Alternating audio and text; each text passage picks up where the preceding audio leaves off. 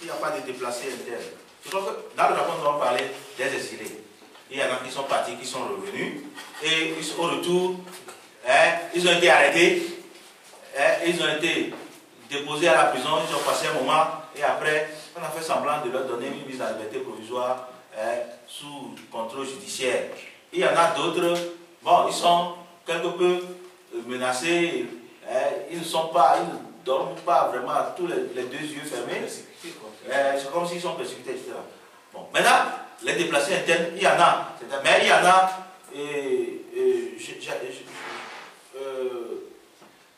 c'est-à-dire lorsqu'il y a un événement ou une manifestation, c'est-à-dire que c'est ponctuel. Il y a des gens, lorsqu'il y a des manifestations, et que souvent, les villages ou les quartiers sont assaillis, donc ils se déplacent, mais après ils reviennent. Ce ne sont pas des déplacés éternels, si vous permettez le terme, mais ils se déplacent de manière spontanée ou périodique et puis ils reviennent. C'est ce que nous avons pu relever.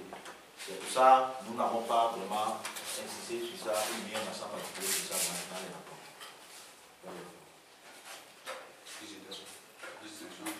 La surpopulation carcérale. Oui, en réalité, notre rapport, ce n'est pas un rapport sur la situation dans les prisons.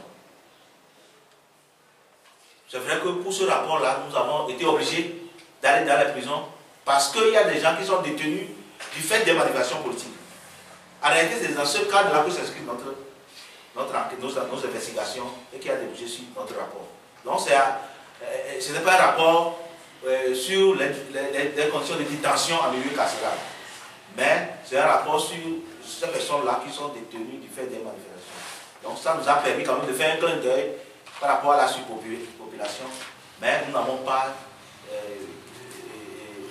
fouillé, nous n'avons pas vérifié à fond pour savoir par rapport aux détenus, ceux qui sont en détention préventive, ceux qui sont en détention pour faire la part des choses. Je crois qu'un rapport sur les conditions de détention en milieu carcéral, proprement parler, c'est ça qui peut nous permettre de faire cette discussion. Donc, nous avons fait. Oui, qu'est-ce que nous allons faire après le rapport? Cette question, ça revient toujours. Ce que nous faisons, nous publions le rapport. Nous sommes en train de publier le rapport. Et nous devons publier un rapport ça sur les médias. D'abord. Après, nous envoyons le rapport partout, partout, je dis partout. Allez comprendre. D'abord, ceux qui sont concernés, nos autorités, c'est-à-dire ceux avec qui nous avons fait des recommandations, ils auront les rapports. Mais nous suivons. Nous suivons pas à travers nos autorités. Chaque fois que nous avons l'occasion de les rencontrer, parfois nous les relançons même à travers des correspondances. Pas plus que tard. La semaine dernière, nous avons rencontré le ministre des droits de l'homme à qui nous avons dit dans un rapport que maintenant nous allons le déranger. Nous lui avons dit qu'en nous n'avons pas de ministre des droits de l'homme, pas de titre, moi je n'aime pas ce mot parce que nous avons un ministre, en temps nous n'avons pas, maintenant que nous l'avons, nous allons le déranger et que nous lui avons même soumis déjà des cas qui sont déjà dans ce rapport. Et il a dit, il va nous donner suivi. Donc, nous allons suivre de toute façon. Notre suivi, parfois, c'est quand nous suivons, ou nous faisons notre suivi, et que ça ne rapporte pas grand-chose, que nous sommes obligés, nous aussi, de manifester d'une manière ou d'une autre, ou d'appeler nos militants à se joindre à des manifestations. Dans les cas. Vous avez vu les recommandations que nous avons faites. Il y a des recommandations qui sont dans le cadre des manifestations ou des réclamations politiques. Des réclamations politiques qui sont des droits civils et politiques de tout citoyen, que tu sois membre d'un parti politique ou non. Et donc, nous suivons tout ça là, et lorsque nous voyons qu'il n'y a pas. Nous faisons également des actions diplomatiques avec nos partenaires. Et vous savez, ce rapport a été rendu possible grâce au soutien d'un partenaire américain, NED. Donc, vous savez que naturellement, ce rapport-là, d'ailleurs, ils l'ont déjà. Et donc, ils en feront également à leur niveau l'usage qu'il faut. Maintenant, quels critères? Voilà. C'est par rapport au contenu de notre rapport que nous donnons notre titre. C'est vrai qu'on nous a appris à l'école. On te donne un test, on te dit de donner un titre. C'est le contenu. Tout le monde peut donner, 1000 personnes peuvent donner 1000 titres.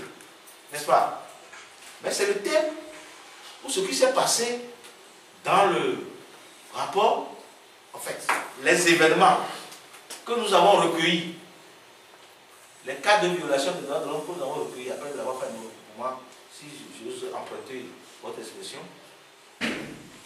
qui nous permettent de donner le titre. Ou bien vous voulez qu'on vous explique ce titre-là? Togo, la terreur contre le peuple. Lorsque des citoyens organisent une manifestation et des militaires sortent, une manifestation pacifique qui est annoncée, parfois même qui n'est pas interdite, mais vous, lorsque vous sortez, vous voyez des jeeps, des militaires en ville. Ce n'est pas de la terreur. Et pire, c'est des militaires qui vont tirer sur un mineur dans un garage. Un mineur qui est vraiment inoffensif. Hier, je discutais avec quelqu'un, je disais, mais cet enfant-là, même s'il tenait une hache à la main, à ce moment où on a tiré sur lui, il est inoffensif.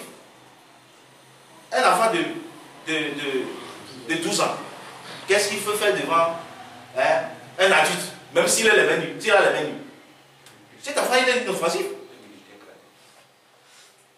Maintenant, lorsque un militaire sort, et on a reconnu que ce militaire ou des militaires sont sur les lieux, et leur chef est venu leur rendre visite. Mais ce n'est pas de la terreur contre le peuple. Moi, cet élément-là me suffit pour justifier mon titre. Donc, je ne sais pas si Nicolas est convaincu, mais comme j'ai dit là, c'est relatif. Lorsqu'on va donner ce document-là à 1000 personnes, ils vont trouver 1000 titres. Donc, c'est relatif. Je crois que... Et si les autres... Oui.